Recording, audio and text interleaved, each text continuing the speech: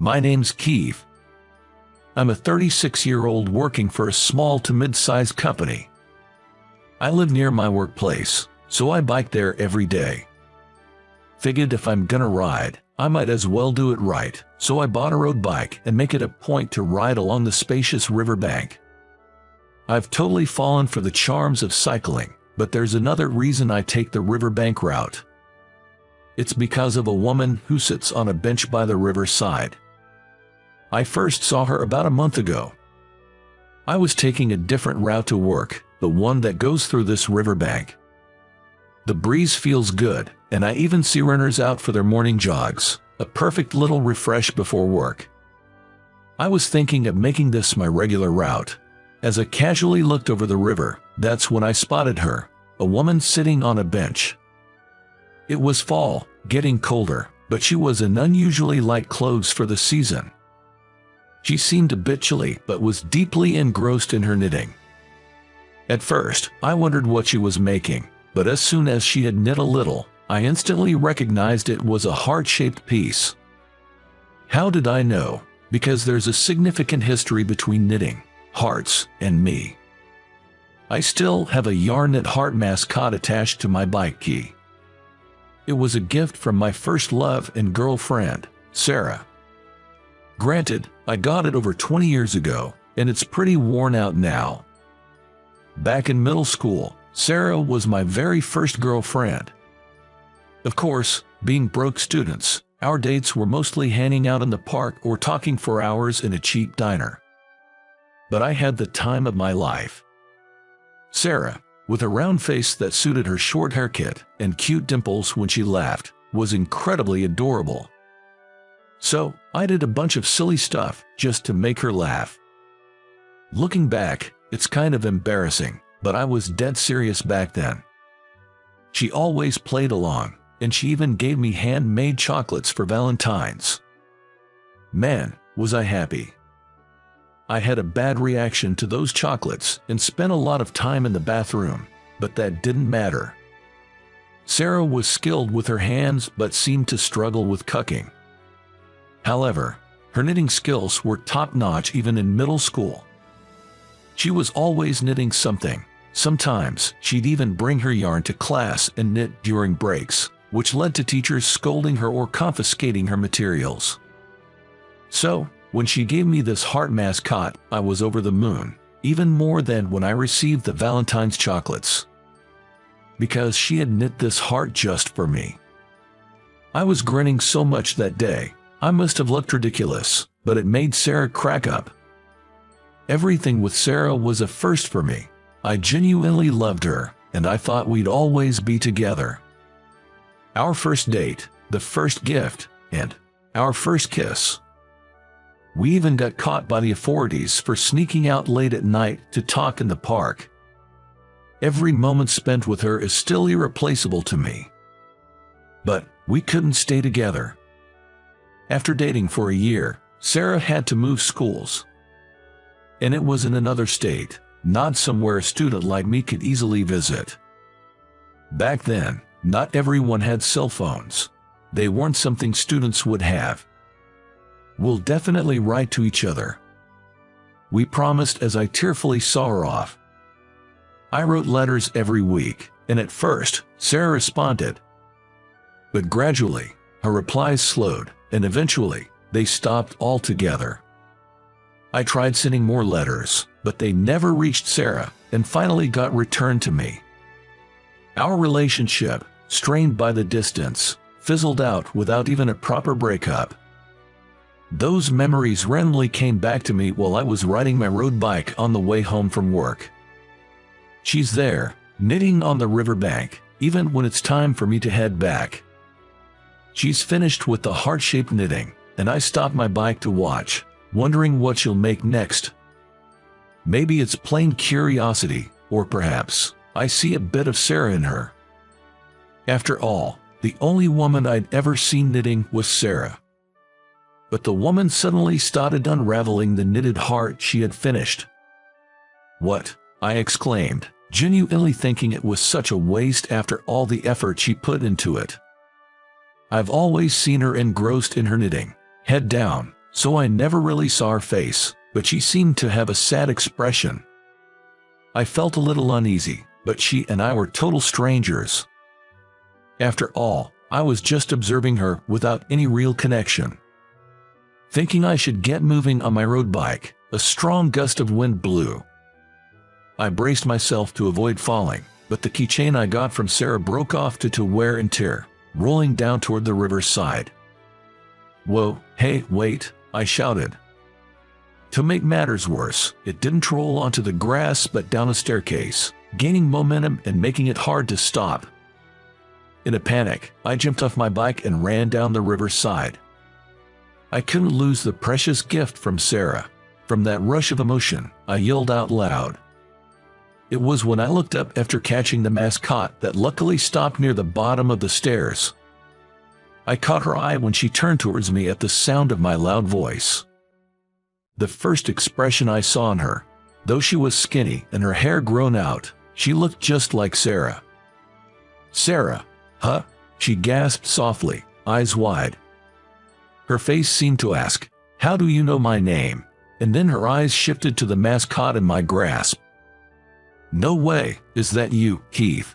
Her recognition confirmed to me that she was indeed Sarah, and I found myself frozen for a moment. Well, of course. I thought she looked similar, but I didn't think she was the real deal. "Long time no see, you don't look well, though." I knew I had to say something, anything, so I forced out the words. But it seemed I'd stepped on a landmine. Sarah smiled wryly, her head bowed. Yeah, a bit of a rough patch." The reunion, after such a long time, felt awkward. Thinking to break the ice as evening approached, I decided to walk her home. Maybe, like old times, we could chat about the past. If we walked home together like we used to, we might be able to share some old stories. But then I heard Sarah's bombshell. "I don't have a home." The cozy atmosphere turned super awkward. Caught off guard, I blurted out, "What do you mean? You don't have a home?" What a spur-of-the-moment question. Sarah, with a self-deprecating tone, confessed, "Actually, after I moved, my parents got divorced. Neither of them wanted to take me in, so I ended up in a facility. It's tough to get a decent job with just a high school diploma. Now, I'm living in a cheap inn, picking up odd jobs here and there." She said this while staring at her yarn. I realized then, Sarah must be struggling financially, unable to afford new yarn. That's why she's been unraveling old pieces. Her light clothing wasn't a fashion choice, it's all she had. "Did you stop sending letters because you went to that facility?" I asked.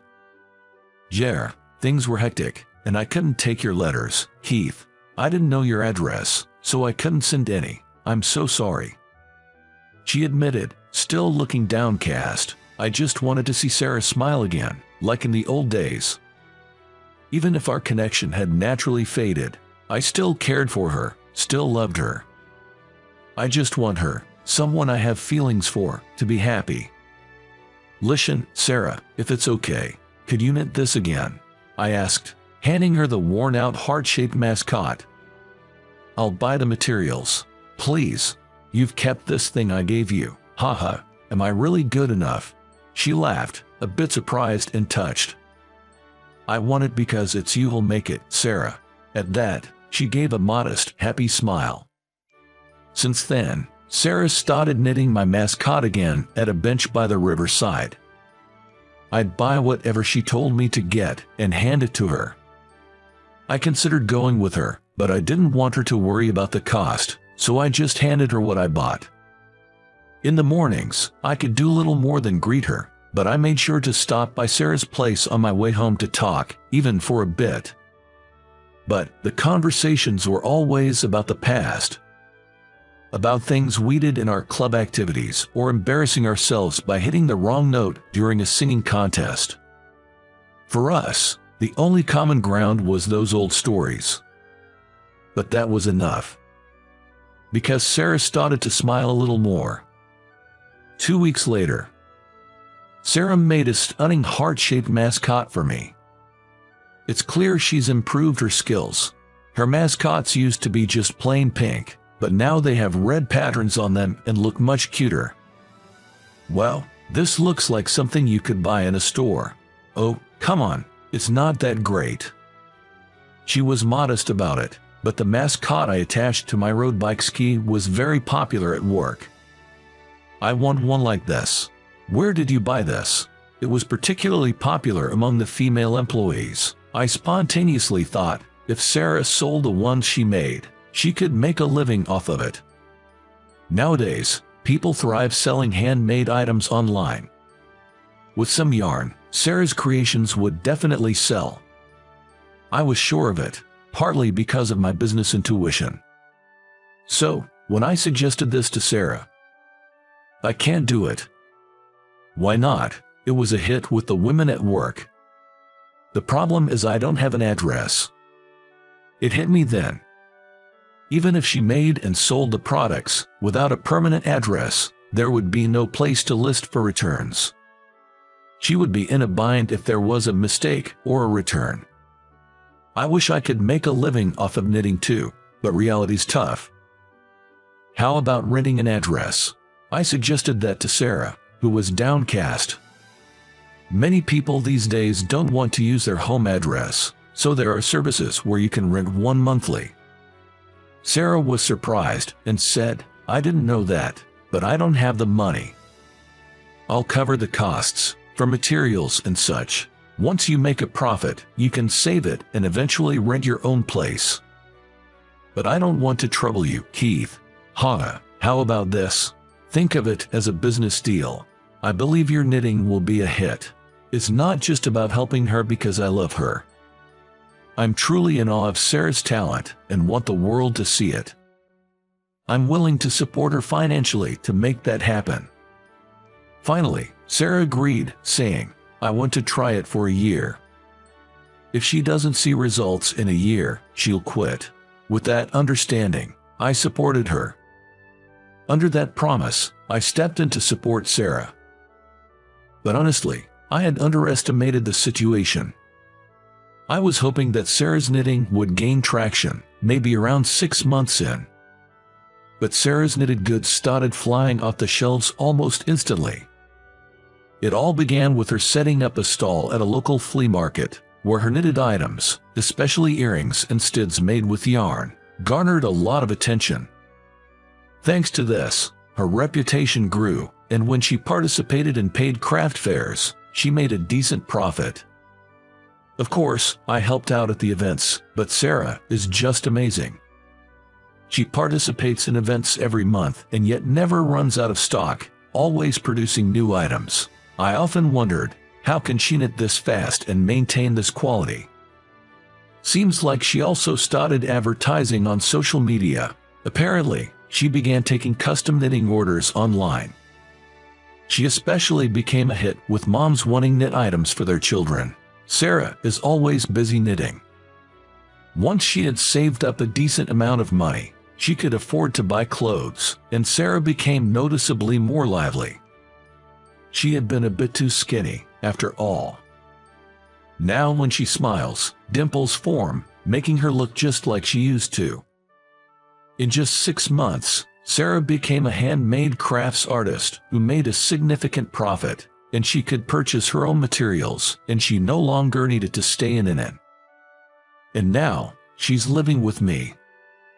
About 3 months after she started selling her knit crafts, it honestly became more convenient for her to hold event meetings and get some assistance with delivery at my place. That's the official reason, at least. Sarah said she'd be fine living with me, and after the promised year passed, I took the plunge and proposed. She laughed and said, "We're pretty much like a married couple already," and gladly accepted. We've discussed having a wedding once things slow down a bit since Sarah is quite busy with her handmade orders. But to be honest, I just want her to finish her current crafts. After all, there are so many knitted items in our house waiting to be sold. I even built a shelf myself to help organize things. On the very night she moved in, no less. Instead of a traditional wedding night, I was doing some DIY work for Sarah. It had been a while since I did something like this, and honestly, I struggled. Seeing my efforts, she tilted her head and asked, having trouble fitting it in. She said that because she noticed several bent and unusable nails around me. I just can't seem to get it right. Why does it keep bending? Why not try holding it firmly and give it another go? I took Sarah's advice and tried again, but I messed up about 7 times. The shelf I finally made turned out to be quite handy, but it seems we might need another one soon, or there won't be any room left to walk. Never thought I'd be surrounded by so much yarn, I mused, glancing at the wall. There, I saw an old worn-out heart-shaped mascot Sarah made for me, and a new one she had crafted recently. A question popped into my head. I've always wondered, why did you choose to make mascots out of knitting? It's 3-dimensional and seems quite difficult. By now, Sarah crafts them effortlessly, but back then, stuffing them with cotton must have been a challenge. As I pondered, Sarah, still knitting, said with a chuckle, "Who knows? Why don't you look it up yourself?" So, I did some research on mascots, and I understood her point.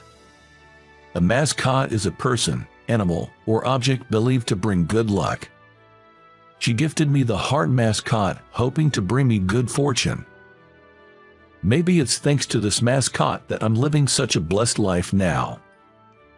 It might even be the reason we got back together. Truly, it brought me so much luck. And as I thought this, I lovingly watched Sarah knit.